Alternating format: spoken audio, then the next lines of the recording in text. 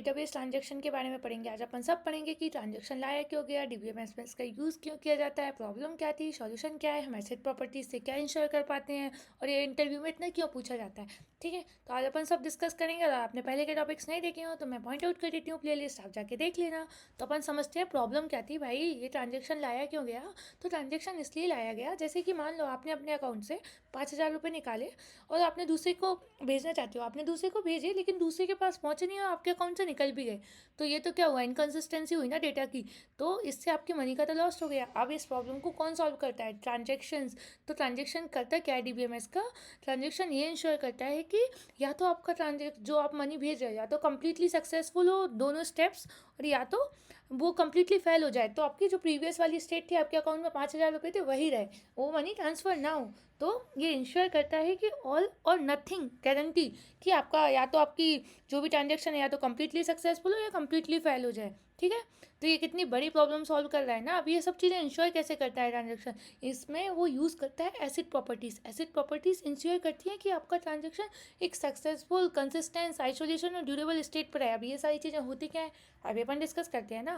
तो एटमोसिटी क्या होती है, या तो कम्प्लीटली ट्रांजेक्शन फेल हो जाए या कम्प्लीटली सक्सेसफुल स्टेट पर है। तो मतलब ये एटॉमिक स्टेट पर रहने का कंडीशन बताता है। If card payments fail all other steps must be undone. मतलब अगर आपकी पेमेंट फेल हो गई तो सारी चीज़ें अनडन हो जानी चाहिए। मतलब प्रीवियस कंडीशन में रहेगी, या तो कम्प्लीटली सक्सेसफुल हो जाएगी या कमिट हो जाएगी।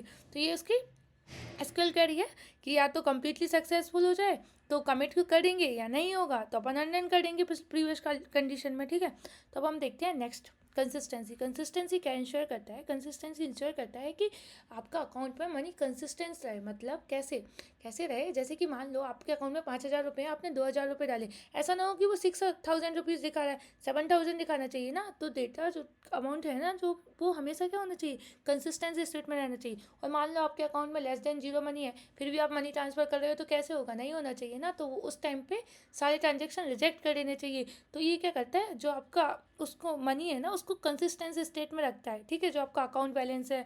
ठीक है, तो कैसे करता है, जैसे कि अगर आपका अकाउंट लेस देन जीरो है तो क्या कर देगा, रोल बैक कर देगा। और आपने कोई भी मनी निकाली तो वो माइनस कर देगा, कोई मनी लाइक आपने ऐड की तो वो प्लस कर देगा। ठीक है, तो ठीक है, समझ आया ना। तो अपन देखते हैं आइसोलेशन। आइसोलेशन क्या होता है, आइसोलेशन मीन्स इफ़ लाइक मैं मनी निकाल रही हूँ मेरे अकाउंट से, उसी टाइम मेरा भाई है वो एटीएम में मनी चेक कर रहा है, तो ये क्या करेगा, आइसोलेशन स्टेज इस कंडीशन को इंश्योर करेगा एक टाइम पे एक ही बंदा उस चीज़ पे काम करे।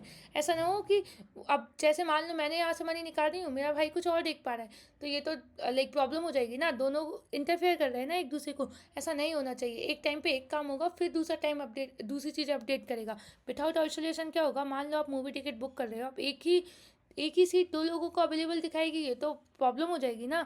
तो आइसोलेशन क्या करता है, एक यूज़र अगर बुक कर रहा है तो जब तक उसको लॉक करके रहेगा, अगर उसने बुक कर दी और कमिट कर दी तो ठीक है, तो दूसरा यूज़र उसको बुक नहीं कर सकता, या नहीं करता है तो उसको रोल बैक स्टेट पे लाके दूसरे यूज़र को अवेलेबल दिखा देता है। अभी समझ आया ना आइसोलेशन क्या होता है। ठीक है, ये कमिट स्टेट से क्या होता है, ये इंश्योर कर देता है हाँ अब ये चीज़ चेंज नहीं होगी। ओके, अब durability that is the last stage of the transaction.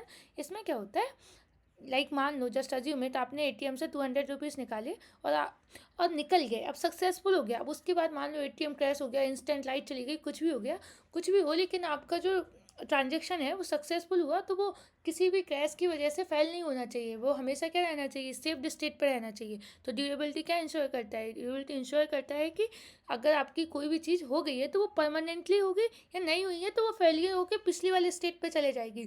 ठीक है, उसका फेलियर और डाटाबेस क्रैश होने से कोई अफेक्ट नहीं होगा। इन सब से क्या होता है, ट्रांजेक्शन क्या करता है, ये तीन चारों चीज़ों का यूज़ करके गारंटी करता है कि आपका जो भी मनी है वो एक जगह से दूसरी जगह प्रॉपरली ट्रांसफ़र हो। ऐसा ना हो कि आपका मनी लॉस्ट हो। तो ट्रांजेक्शन कितना ज़रूरी है रियल वर्ल्ड में, इसलिए नॉर्मल इंटरव्यूज़ में इतने क्वेश्चंस पूछे जाते हैं। वैसे मैं भी इंटरव्यू क्वेश्चंस डिस्कस करूँगी, पर मैं पहले पूरा ट्रांजेक्शन रिलेटेड टॉपिक्स कंप्लीट करके लास्ट में सारे एक साथ डिस्कस कर लेंगे।